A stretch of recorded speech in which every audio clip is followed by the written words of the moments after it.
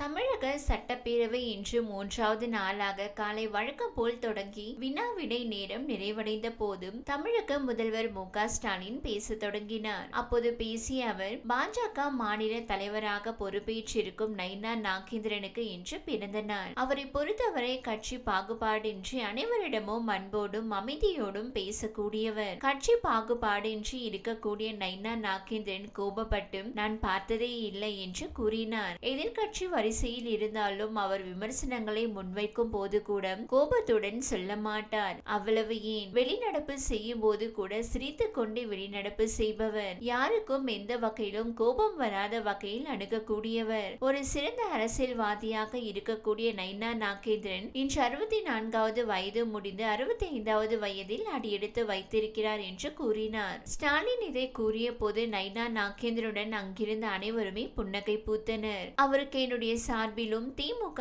சார்பிலும் திமுக எம்எல்ஏக்கள் மற்றும் தமிழக அமைச்சர்கள் சார்பிலும் இந்த பேரவையில் பிறந்த நாள் வாழ்த்துக்களை தெரிவித்துக் கொள்கிறேன் என்று கூறினார். பிறகு எங்கள் அமைச்சரவையில் இடம்பெற்றிருக்கக்கூடிய அமைச்சர் முத்துசாமி அவர்களுக்கும் இன்று பிறந்த நாள். அவருக்கும் பேரவையில் பிறந்த நாள் வாழ்த்துக்களை தெரிவித்துக் கொள்கிறேன் என்று ஸ்டாலின் தெரிவித்தார். இதைத் தொடர்ந்து பேரவை சார்பில் இருவருக்கும் பிறந்த நாள் வாழ்த்துக்களை தெரிவித்துக் கொள்வதாக அவைத்தலைவர் அப்பாவு அறிவித்தார். இந்த வீடியோ உங்களுக்கு பிடித்திருந்தால் லைக் செய்யுங்க. மேலும் இதுபோல் வீடியோ தொடர்ந்து பார்க்க நம்ம ஒரு சேனலை சப்ஸ்கிரைப் மற்றும் ஃபாலோ செய்யுங்க.